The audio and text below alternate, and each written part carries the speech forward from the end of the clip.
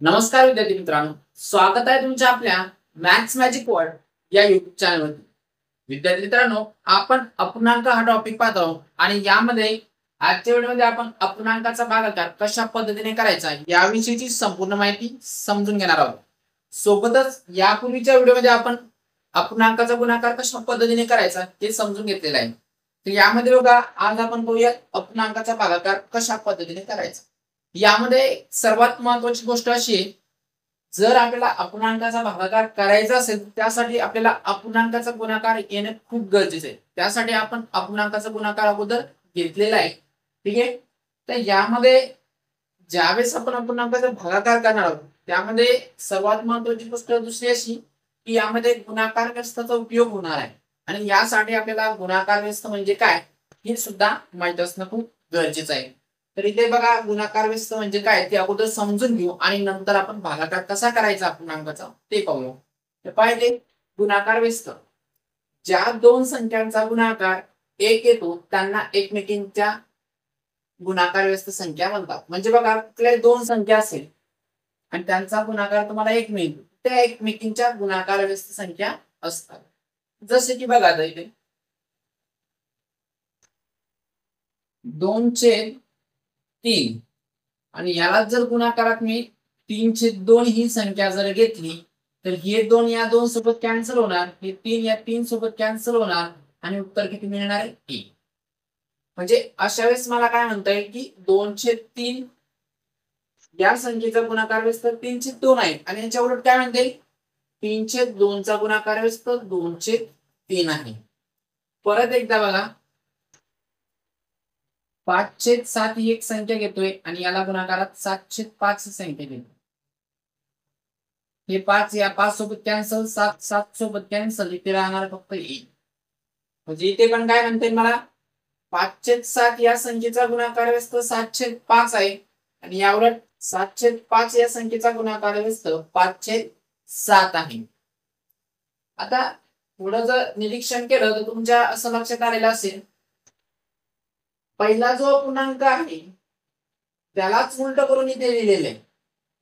इथे पण तसंच आहे, पहिला जो पूर्णांक आहे त्यालाच इथे उलट करून लिहिलेले आहे. तर त्याच्यामुळे काय होतं, त्यांचा गुणाकार आपल्याला 1 मिळतोय. तर ज्यावेळेस तुम्हाला गुणाकार व्यस्त काढायचा असेल तर तुम्हाला हेच करायचे, तुम्हाला जो पूर्णांक दिलेला असेल त्याला फक्त उलट करा. अंश आणि छेदाच्या स्वरूपात असतो अपूर्णांक, त्याला जिथे अंश आहे तिथे छेद घ्या आणि छेदाच्या ठिकाणी अंश घ्या, म्हणजे फक्त त्याला उलट करायचंय.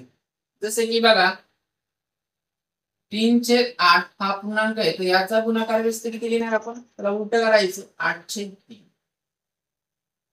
ठीक आहे.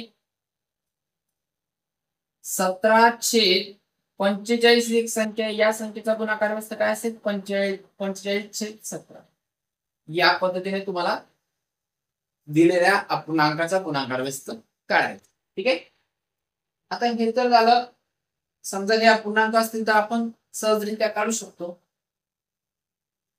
अजून बघा, समोर 1/9 ही एक संख्या आहे, या संख्येचा गुणाकार व्यस्त काय असेल. आता मी काय सांगतो, उलट करायचं. मग उलट केल्यानंतर काय दिसणार तुम्हाला, हे 9/1 दिसेल. बरोबर आहे.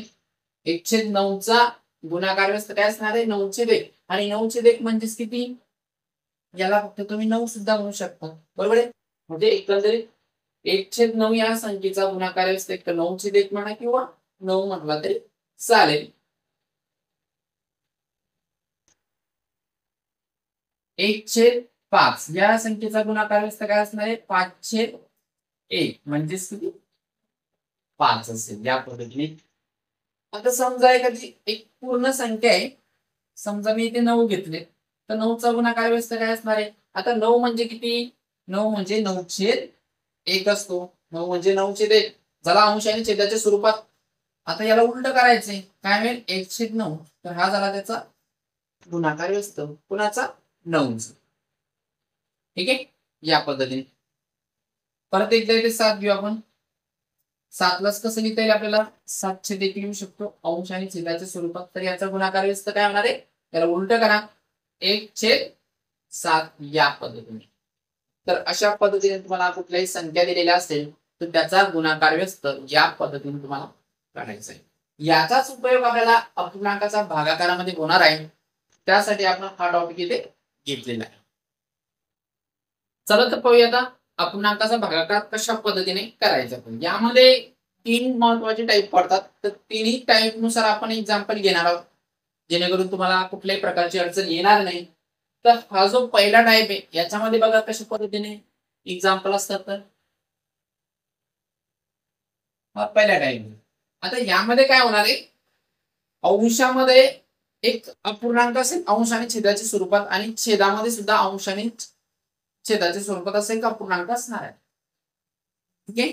तर इथे बघा ए भागेला बी म्हणजे ए छेद बी, आणि इकडे याच्या भागेला काय सी छेद डी.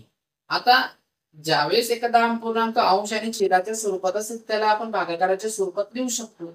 मग आता हा जो यालाच एक संख्या मानू आणि याला एक संख्या मानू, आणि ही रेस्ट म्हणजे काय भागाकार आहे सरळ सरळ. म्हणजे याला तुम्ही असं सुद्धा लिहू शकता, ए छेद बी भागेला सी छेद डी. आता ए बी सी डी या संख्या तसं समजून चाला, बरोबर आहे.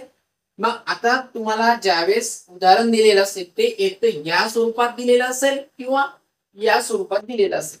जर या स्वरूपात दिलेलं असेल तर त्याला या पद्धतीने लिहून घ्यावं लागेल, बरोबर आहे.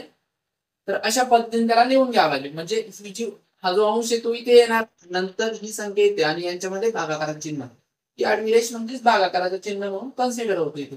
ठीक आहे. तर आता याला सोडवायचं कसं, हा सरळ सरळ अपूर्णांकाचा भागाकार आहे.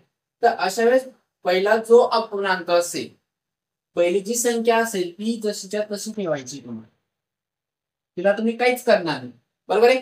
नंतर जे भागाकाराचं चिन्ह आहे त्याला गुणाकार करायचा, आणि नंतरचा जो अपूर्णांक आहे त्याचा गुणाकार व्यस्त घ्यायचा. आताच बघितलं गुणाकार व्यस्त कसा असतो, त्याला फक्त उलट करायचं.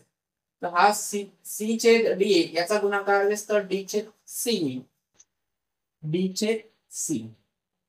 म्हणजे गुणाकार काय असेल, ए गुणिला डी आणि बी गुणिला सी. म्हणजे इथून जी क्रिया चालू होती ती सरळ सरळ गुणाकाराची चालू होती. अपूर्णांकाचा गुणाकार इथून स्टार्ट होतो.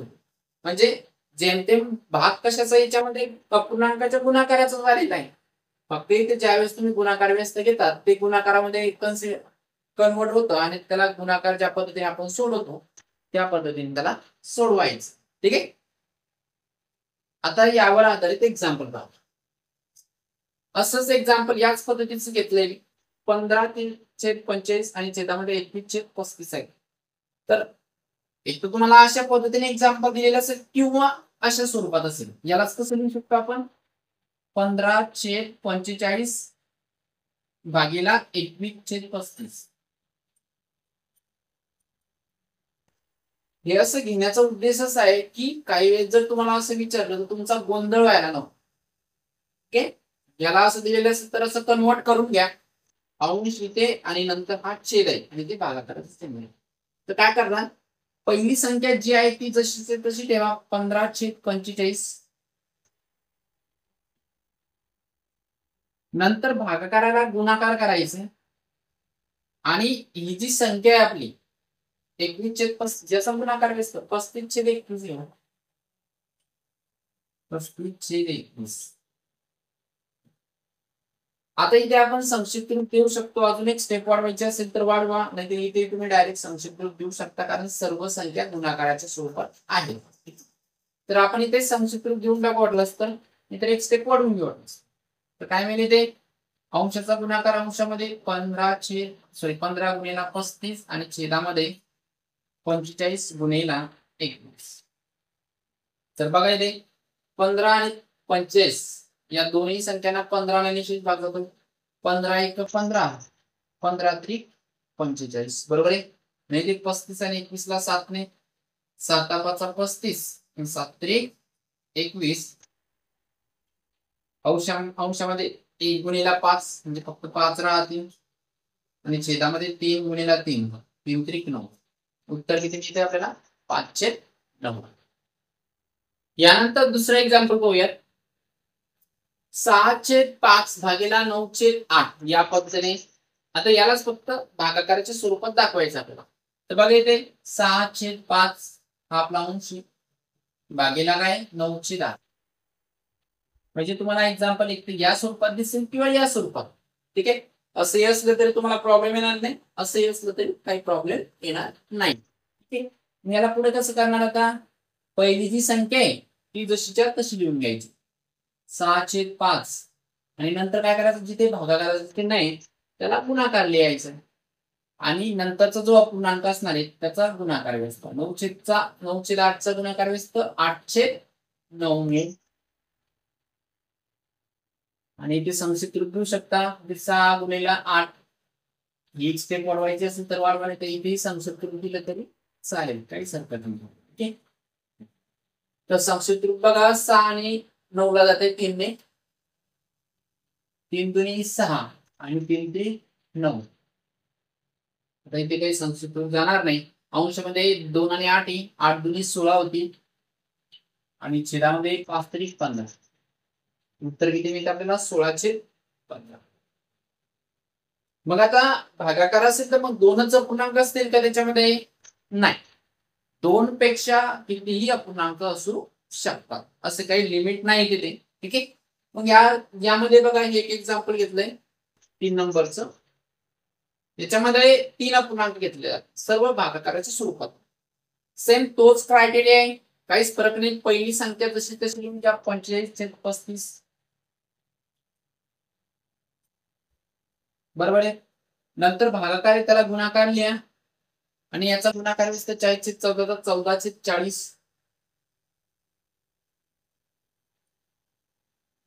परत भागाकाराला आहे, परत त्याला गुणाकाराच्या स्वरूपात लिहा. आता याला जसं तसं नाही लिहायचं, कारण याच तर अगोदरच आपण काय केलेलं आहे गुणाकार व्यस्त. तर तुम्ही जशी तशी संख्या फक्त हीच ठेवू शकता सुरुवातीची, बाकीच्या ठेवता येणार नाही. त्याचा गुणाकार व्यस्त तुम्हाला घेत जावं लागेल. ठीक आहे, आता इथे भागाकाराच्या ऐवजी गुणाकार घेतला आणि 3/8चा गुणाकार व्यस्त काय मिळेल 8/3 मिळेल. ठीक आहे, तर चला मग आपण इथे संक्षिप्त रूप देऊया. सर्व गुणाकाराच्या स्वरूपात आहेत, काही प्रॉब्लेम नाही. ठीक आहे, कशाला एक स्टेप वाढवायची. तर पाहिजे संक्षिप्त रूप कसं जात आहे इथे 8 आणि 40 या दोघांनाही 8 ने निश्चित भाग जातोय. 8 × 8, 8 × 5 40. नंतर 45 आणि 5 या दोघांनाही 5 ने निश्चित भाग जातोय. 5 × 5, 5 × 45. नंतर बघा 14 आणि 35 या दोघांनाही 7 ने निश्चित भाग जातोय. 7 दुनी 14, 7 × 5 = 35. यानंतर परत एकदा बघा इथे 9 आणि 3 या दोघांनाही 3 ने निश्चित भाग जातोय. 3 × 1 = 3, 3 × 3 = 9. बघा इथे अंशामध्ये फक्त 3 आणि 2 होत आहेत. 3 दुनी 6 आणि छेदामध्ये फक्त 5. उत्तर काय मिळते आपल्याला इथे 6/5. यानंतर बघू चौथं एक्झाम्पल. आता यामध्ये बघा आपण जास्तीत जास्त संख्या घेतलेल्या भागाकाराच्या स्वरूपामध्ये. तर पाहिजे नियम काय, पहिला अपूर्णांक जसं तसं ठेवायचं आपल्याला. पहिला अपूर्णांक आपला 1/5 आणि नंतर काय करायचं, जिथे भागाकार आहे तिथे गुणाकार करायचा आणि नंतरचा अपूर्णांक आहे त्याचा गुणाकार व्यस्त. तो किती मिळतो 5/1. 5/1 म्हणजे किती 5. बरोबर आहे. नंतर परत गुणाकार घ्यायचा. ठीक आहे, गुणाकार घेतला आपण 1/5चा गुणाकार व्यस्त, तो पण किती मिळणार आहे 5 मिळणार आहे. नंतर भागाकार आहे, परत भागाकाराला गुणाकार करा 1/5चा गुणाकार व्यस्त 5 मिळणार आहे.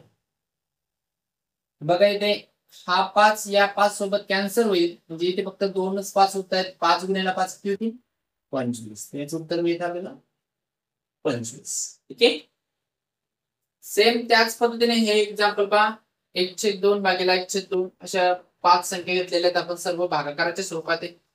तर पहिली जी संख्या आहे आपली इथे घेतो मी. तर यामध्ये पहिली जी संख्या आहे ती जशी आहे तशीच ठेवायची. भागाकाराला काय करायचं गुणाकार आणि 1/2चा गुणाकार असतं किती असणार 2. परत भागाकाराचा गुणाकार घ्या 1/2चा गुणाकार असतं 2. परत भागाकार त्याला गुणाकार लिहा 1/2चा गुणाकार असतं 2. परत भागाकार आहे त्याला गुणाकार लिहा आणि 1/2चा गुणाकार असतं 2. यामध्ये बघा हा 2 या 2 सोबत कॅन्सल होणार आणि 3 2 उरत आहेत. 2 × 2 = 4 आणि 4 × 2 तर किती मिळेल याचं. तर अशा पद्धतीने हा जो नियम होता आपला पहिला, तर यामध्ये एक पहिला अपूर्णांक जो आहे तो ऍज इट इज ठेवायचा आहे, नंतर भागाकाराला गुणाकार करायचा आहे आणि नंतरच्या अपूर्णांकाचा गुणाकार व्यस्त घ्यायचा. या पद्धतीने सोडवायचं. जेमतेम सर्व टाईप मध्ये असंच करायचंय. फक्त जे बाकीची टाईप थोडं वेगळ्या संख्या वाटतात, कन्फ्युजन होतं एखाद्या वेळेस, म्हणून त्याला टाईप नुसार आपण घेतोय. यानंतर बघू दुसरा टाईप. पायामध्ये कशा पद्धतीचे एक्झाम्पल असणार आहेत. अंशामध्ये हा पूर्णांक ए छेद बी आणि छेदामध्ये सी. तर एबीसी सर्व संख्याचे असं समजून चला. ठीक आहे. मग आता अशा पद्धतीने जर एक्झाम्पल दिलेलं असेल तर त्याला पहिले भागाकाराच्या स्वरूपात लिहून घ्या. अंशामध्ये ए छेद बी, पहिली संख्या इथे ए छेद बी असणार आहे आणि हा भागाकार आहे आणि छेदामध्ये कोणी सी, ते इथे सी येणार. या पद्धतीने म्हणजे बघा इथे अपूर्णांक असेल आणि इथे एखादी पूर्णांक संख्या असेल तर अशा वेळेस आपला गोंधळ होत असतो बऱ्याच वेळेस. आता आपण जे अगोदर एक्झाम्पल पाहिले त्याच्यात अंश आणि छेद होतं दोन्ही संख्यामध्ये, तर इथे बऱ्याच वेळेस आपण गोंधळ करतो. तसं काही होत नाही. तर पाहिजे काय करायचे, तर जी कंडिशन आहे आपली अगोदरची जशी आहे तशीच वापरायची. पहिला जो आपला अपूर्णांक आहे, पूर्ण संख्या असू द्या पूर्ण संख्या जे असते ते जसं तसंच ठेवायचं. ए छेद बी जसं तसंच राहणार आहे. नंतर भागाकार आहे तर भागाकाराला गुणाकारच करायचे परत. आता इथे सी आहे ना, इथे कुठलीही संख्या असू द्या त्याचा गुणाकार व्यस्त काय असणार आहे. आता इथे सी दे, सी चा गुणाकार व्यस्त एक छेद सी असेल, एक छेद सी. इथे पण आपल्याला गुणाकार व्यस्तच घ्यायचा. अगोदर जसं पाहिलं सेम जसं आहे तसंच चालणार आहे. फक्त इथे टाईप कशा म्हणलं तू, फक्त एक संख्या एकटी येते म्हणून आपण तसं त्याला टाईप म्हणलेलं आहे. ठीक आहे. हा सेम. मग अंशाचा गुणाकार अंशामध्ये एक ए गुणिला एक किती होणार आहे ए आणि छेदामध्ये बी गुणिला सी बी. या पद्धतीने याला सोडवायचं. ठीक आहे. तर पहा पहिलं एक्झाम्पल याच स्वरूपात लिहून घेतलेलं आहे. एक तुम्हाला असं दिलेलं असेल किंवा या पद्धतीने दिलेलं असेल 3/4 भागिले 9. कन्फ्युजन करायचं नाही. असं दिलेलं असू द्या किंवा असं दिलेलं असेल तर त्याला असं कन्वर्ट करून घ्या. जर असं दिलेलं असेल तर मग काही प्रॉब्लेमच नाही. ठीक आहे. तर पाहिजे सुरुवातीचा जो अपूर्णांक आहे तो जसा तसा लिहून घेणार आपण 3/4. नंतर भागाकाराला गुणाकार लिहिणार आणि 9चा गुणाकार व्यस्त काय असणार आहे 1/9. 3 गुणिला 1 हे अंशामध्ये ठेवायचे आणि छेदामध्ये 4 गुणिला 9. याला संक्षिप्त रूप देऊ शकता तुम्ही जात असेल तर. ते जात असेल 3 आणि 9 ला 3 1 3 आणि 3 त्रिक 9. अंशामध्ये फक्त 1 उरतोय आणि छेदामध्ये 4 त्रिक 12. उत्तर किती मिळतं आपल्याला 1/12. दुसरे एक्झाम्पल पाहिले 5/7 भागिले 3 आहे. याला भागाकाराच्या स्वरूपात लिहून घेऊ याच पद्धतीने 5/7 भागिला. काय करणार, पहिला जो अपूर्णांक आहे तो जसा तसा लिहून ठेवणार आपण. 5/7 भागाकाराला गुणाकार करायचे आणि नंतर जी संख्या असेल तिचा गुणाकार व्यस्त. 3चा गुणाकार व्यस्त 1/3 होणार आहे. आता इथे तर काही संक्षिप्त रूप देणे शक्य होत नाही.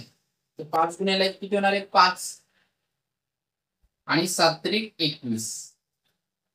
त्याच उत्तर मिळते आपल्याला 5/21. आता एक शेवटचा टाईप बाकी आपण सगळीकडे सारखंच करायचं, फक्त थोडं वेगवेगळे एक्झाम्पल दिसतात, तुमचं कन्फ्युजन होऊ नये यासाठीच आपण या पद्धतीने घेतोय. यानंतर तिसरा टाईप बघा. यामध्ये बघा अंशामध्ये फक्त एकच संख्या ए आणि छेदामध्ये बी छेद सी तसा अपूर्णांक दिलेला आहे. तर मग याला अगोदर भागाकाराच्या स्वरूपात लिहून घेऊ. कसं मिळेल आपल्याला हे ए भागिला बी छेद सी. आता बघा इथे पूर्ण संख्या या साईडला आलेली अगोदर नंतर आलेली होती दुसऱ्या टाईप मध्ये. तर इथे पण गोंधळ नाही करायचा आपल्याला. तर सेम जो क्रायटेरिया तोच आहे. ठीक आहे. काय करणार आहे, पहिला जो अपूर्णांक असेल पहिलीची संख्या असेल पूर्ण संख्या अपूर्णांक संख्या जशी आहे तशीच ठेवणार ए. नंतर भागाकाराला गुणाकार करायचे आणि नंतर जो अपूर्णांक असेल संख्या असेल त्याला त्याचा गुणाकार व्यस्त घ्यायचा आहे. बी छेद सी ला काय लिहिणार आपण सी छेद बी आणि याचा गुणाकार करायचा आहे ए गुणिला सी आणि छेदामध्ये कोण असेल बी. या पद्धतीने. ठीक आहे. पाहूयात एक्झाम्पल. सेम एक्झाम्पल सुद्धा त्याच पद्धतीने लिहून घेतलेले एकतर अशी असतील किंवा त्यानंतर भागाकाराच्या स्वरूपात कन्वर्ट करून घ्या. कसं करणार आपण 15/305 या पद्धतीने 15/305. ठीक आहे. एकतर अशी दिलेली असेल ना तर अशी दिलेली असेल. ठीक आहे. अशी असेल तर त्याला कन्वर्ट करा असं आणि नंतर त्याला सोडवा आणि असं दिलेलं असेल तर काही प्रॉब्लेम नाही, तुम्ही डायरेक्ट सोडवू शकता. तर पहिली संख्या 15 आहे ती जशीच्या तशी ठेवायची. नंतर भागाकार आहे त्याला गुणाकार करा आणि नंतरचा जो अपूर्णांक आहे त्याचा गुणाकार दिसतो. 3/5 चा गुणाकार दिसतो 5/3 येणार. बरोबर आहे. आता इथे बघा इथेच तुम्ही डायरेक्ट संक्षिप्त रूप देऊ शकता 15 ला आणि 3 ला. दोघांना जात नाही तर एक स्टेप वाढवायचं असेल तर वाढवा. 15 गुणिले 5 आणि छेदामध्ये कोणी ही जी संख्या असते या अंशातच कन्सिडर होत असते. ठीक आहे. तर बघा इथे 3 × 3 3 5 15 आणि 5 गुणिले 5 किती येणार 25. याचं उत्तर मिळतं आपल्याला 25. एक शेवटचं एक्झाम्पल 16/8/7. तर याला कसं लिहिणार मी 16/8/7 या पद्धतीने. इथे पण काय होणार आहे जो अपूर्णांक पहिला आहे जी अपूर्णांक असेल पूर्ण संख्या जशीच्या तशी ठेवायची पहिली. भागाकाराला गुणाकार लिहिणार 8/7 चा गुणाकार असतो 708 मिळेल. आता मी इथे संक्षिप्त रूप देणार 16 आणि 8 ला 8 ने संक्षिप्त रूप जाते बघा. 8 1 8 8 2 16 आणि 7 2 14. उत्तर किती मिळते 14. तर अशा पद्धतीने सगळीकडे सारखेच कंडिशन आहे म्हणजे सगळ्या ठिकाणी सारखंच सोडवायचं. तुम्हाला पहिला अपूर्णांक जसा आहे तसं ठेवायचा. नंतर भागाकाराला गुणाकार आणि नंतरच्या अपूर्णांक असेल किंवा अपूर्ण संख्या असेल त्याचा गुणाकार असतो या पद्धतीने. ठीक आहे. फक्त तुमचा गोंधळ होऊ नये यासाठी आपण टाईप 1 2 3 असं घेतलेलं आहे. ठीक आहे. तर एकंदरीत आपण सर्व एक्झाम्पल पाहिलेले. आता यानंतरचा जो व्हिडिओ असणार आहे त्यामध्ये गुणाकार पण असेल आणि भागाकार पण दोन्ही मिक्स असणार आहे. अशा वेळेस त्याला कसं सोडवायचं ते आपण पाहणार आहोत.